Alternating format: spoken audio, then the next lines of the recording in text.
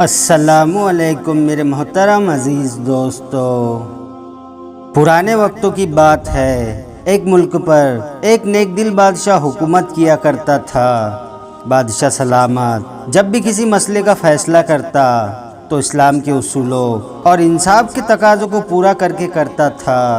وہ بادشاہ نہ صرف انصاف پسند تھا بلکہ وہ اپنے عقل مندی میں بھی اپنی مثال آپ تھا۔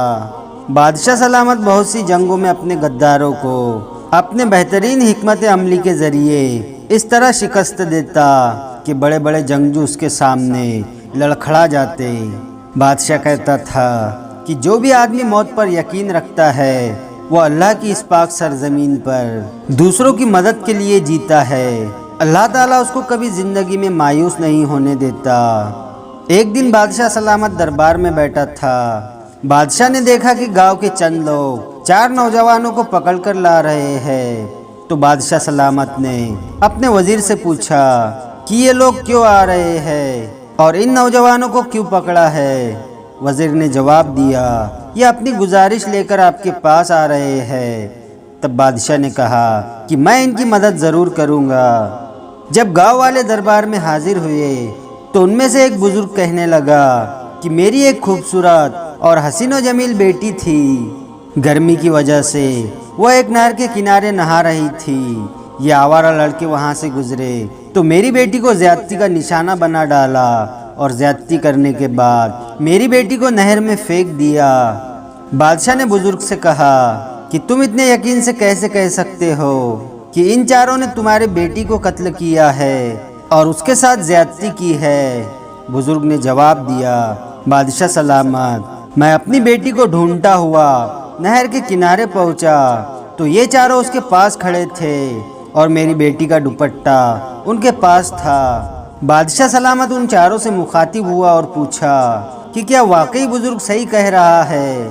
ان 4 نے کہا، ہم نے کچھ نہیں دیکھا، اس بزرگ کو تو غلط فہمی ہوئی ہے۔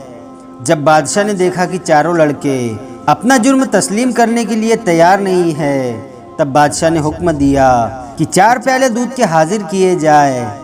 جب دودھ حاضر کیا گیا تب بادشاہ نے اپنے سامنے 4 لڑکوں کو بٹھا دیا اور کہا کہ ان کو ایک ایک دودھ کا پیالہ دیا جائے۔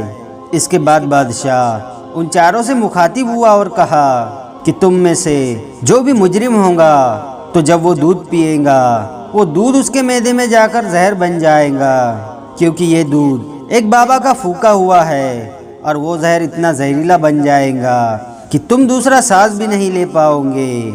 4 لڑکوں کے چہرے پر پریشانی کے آثار نظر آنے لگے۔ اس کے بعد بادشاہ نے جلاد کو کہا کہ جو لڑکا دودھ پینے میں مزاحمت کرے اس کی گردن اڑا دو۔ اب ان کے پاس 2 ہی راستے تھے، یا تو دودھ پیتے یا تو گردن تن سے جدا کرواتے۔ جب 4 نے دیکھا کہ ہمارے پاس اب کوئی راستہ نہیں ہے تو ان میں سے 3 نے تو دودھ پی لیا، لیکن ایک کے ہاتھ کانپ رہے تھے اور اسی وقت دودھ اس کے ہاتھ سے گر گیا۔ تمام گاؤں والے اور دربار میں موجود درباری بڑے حیران ہوئے کہ بادشاہ اس دودھ سے کیسے ثابت کرے گا کہ ان 4 میں سے مجرم کون ہے۔ جب دودھ کا پیالہ اس لڑکے کے ہاتھ سے گرا تو بادشاہ نے اپنے سپاہیوں کو حکم دیا کہ لڑکے کو پکڑ لو، صرف یہی لڑکا مجرم ہے۔ تمام درباری حیران ہوئے کہ بادشاہ نے تو کہا تھا کہ جو قاتل ہوگا وہ زہریلے دودھ سے مر جائے گا، تو یہ کیسے ہوا؟ بادشاہ نے کہا کہ ایک عام گائے کا دودھ ہے اور کسی بزرگ کا پھونکا ہوا بھی ہے۔